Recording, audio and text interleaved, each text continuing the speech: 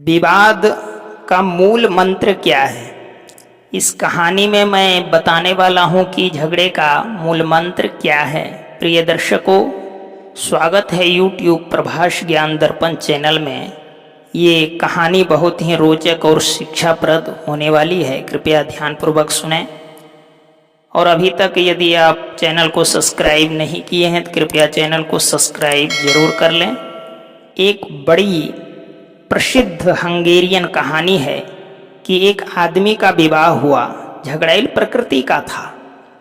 जैसे कि आदमी सामान्यतः होते हैं। माँ बाप ने यह सोचकर कि शायद शादी हो जाए तो यह थोड़ा कम क्रोधी हो जाए, थोड़ा प्रेम में लग जाए, जीवन में उलझ जाए तो इतना उपद्रव न करे, शादी कर दी।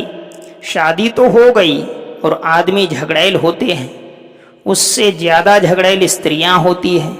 माँ बाप लड़की के भी यही सोचते थे कि विवाह हो जाए, घर गृहस्थी बने, बच्चा पैदा हो, सुविधा हो जाएगी, उलझ जाएगी तो झगड़ा कम हो जाएगा।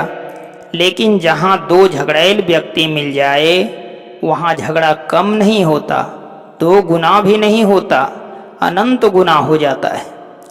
जब दो झगड़ैल व्यक्ति मिलते हैं तो जोड़ नहीं होता गणित का, 2 और 2 4 ऐसा नहीं होता, गुणनफल हो जाता है। पहली ही रात, सुहाग रात के दिन ही, पहली ही भेंट में जो चीजें आई थी उनको खोलने को दोनों उत्सुक थे। पहला डब्बा हाथ में लिया, बड़े ढंग से पैक किया गया था। पति ने कहा कि रुको, यह रस्सी ऐसे नहीं खुलेगी, मैं अभी चाकू ले आता हूँ। पत्नी ने कहा कि ठहरो, मेरे घर में भी बहुत भेंटें आती रही, हम भी बहुत भेंटें देते रहे हैं। तुमने मुझे कोई नंगे लुच्चों के घर से आया हुआ समझा है? ऐसे सुंदर फीते चाकुओं से नहीं काटे जाते, कैंची से काटे जाते हैं। झगड़ा भयंकर हो गया कि फीता चाकू से कटे कि कैंची से कटे। दोनों की इज्जत का सवाल था। बात इतनी बढ़ गई कि डब्बा उस रात तो कटा ही न जा सका। सुहाग रात भी नष्ट हो गई उसी झगड़े में, और विवाद क्योंकि प्रतिष्ठा का सवाल था। दोनों के परिवार दांव पर लगे थे कि कौन सुसंस्कृत हैं। वह बात इतनी बढ़ गई कि वर्षों तक झगड़ा चलता रहा। फिर तो बात ऐसी सुनिश्चित हो गई कि जब भी झगड़े की हालत आए तो पति को इतना ही कह देना काफी था, चाकू, और पत्नी उसी वक्त चिल्लाकर कहती, कैंची। वे प्रतीक हो गए, वर्षों खराब हो गए। आखिर पति के बर्दाश्त के बाहर हो गया और डब्बा अनखुला रखा है, क्योंकि जब तक यही तय न हो कि कैंची या चाकू, तब तक वह खोला कैसे जाए। कौन खोलने की हिम्मत करे। एक दिन बात बहुत बढ़ गई तो पति समझा बुझाकर झील के किनारे ले गया। पत्नी को नाव में बैठा, दूर जहाँ गहरा पानी था वहाँ ले गया और वहाँ जाकर बोला कि अब तय हो जाए। यह पतवार दिखती है, इसको तेरी खोपड़ी में मारकर पानी में गिरा दूंगा। तैरना तू जानती नहीं है, मरेगी। अब क्या बोलती है, चाकू या कैंची? पत्नी ने कहा, कैंची। जान चली जाए लेकिन आन थोड़े ही छोड़ी जा सकती है। रघुकुल रीत सदा चली आई, जान जाए पर बचन न जाई। पति भी उस दिन तय ही कर लिया था कि कुछ निपटारा कर ही लेना है।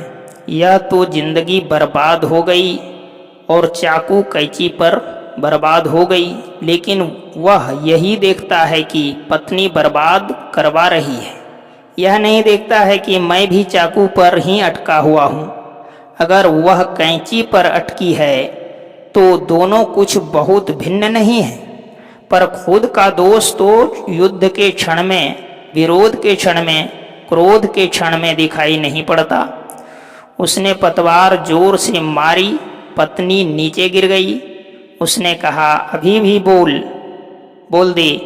तो भी उसने डूबते हुए आवाज दी कैंची। एक डुबकी खाई, मुंह नाक में पानी चला गया।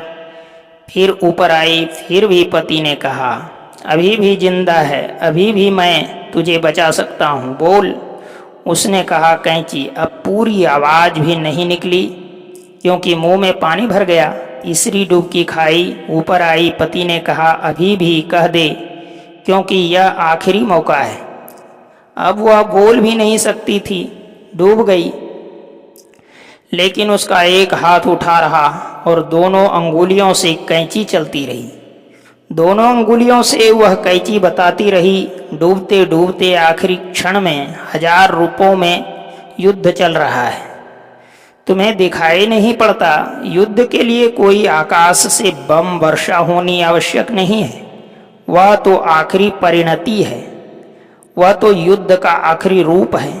लेकिन तैयारी तो घर घर में चलती है, तैयारी तो हृदय हृदय में चलती है। युद्ध के मैदानों पर नहीं लड़े जाते, मनुष्य के अंधकार में लड़े जाते हैं। तुम 24 घंटे बटे हुए हो, लड़ रहे हो किसी दूसरे से, तो बाद में लड़ोगे, पहले तुम अपने से लड़ रहे हो।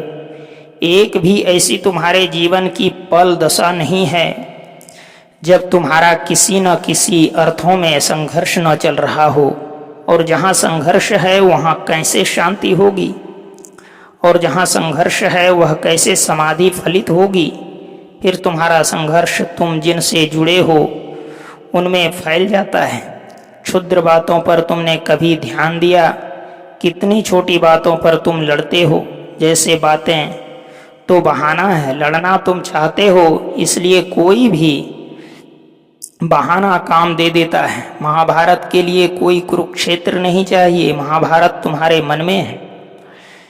क्षुद्र पर तुम लड़ रहे हो, तुम्हें लड़ने के क्षण में दिखाई भी नहीं पड़ता कि किस क्षुद्रता के लिए तुमने आग्रह खड़ा कर रख लिया है। और जब तक तुम्हारा ज्ञान गहन है, अंधकार गहन है, अहंकार सघन है, तब तक तुम देख भी न पाओगे कि तुम्हारा पूरा जीवन एक कलह है। जन्म से लेकर मृत्यु तक तुम जीते नहीं, सिर्फ लड़ते हो। कभी कभी तुम दिखलाई पड़ते हो कि लड़ नहीं रहे हो, वे लड़ने की तैयारी के क्षण होते हैं। जब तुम तैयारी करते हो, महायज्ञ की जरूरत तुम्हारे भीतर है, और वहाँ किसी अग्नि में घी डालने से काम न चलेगा। वहाँ तो परमात्मा की अग्नि में तुम्हें स्वयं को ही डालना पड़ेगा। वही एकमात्र यश है, जीवन यज्ञ, जहाँ तुम अपनी आहुति दे देते हो और अपने अहंकार को जल जाने देते हो। फिर कोई युद्ध नहीं है, फिर कोई उपाय ही नहीं है युद्ध का। दर्शकों, चैनल को सब्सक्राइब करें, वीडियो को लाइक करें। मिलते हैं अगली वीडियो में ऐसे ही सुंदर शिक्षाप्रद कहानी को लेकर के। तब तक के लिए जय गुरुदेव।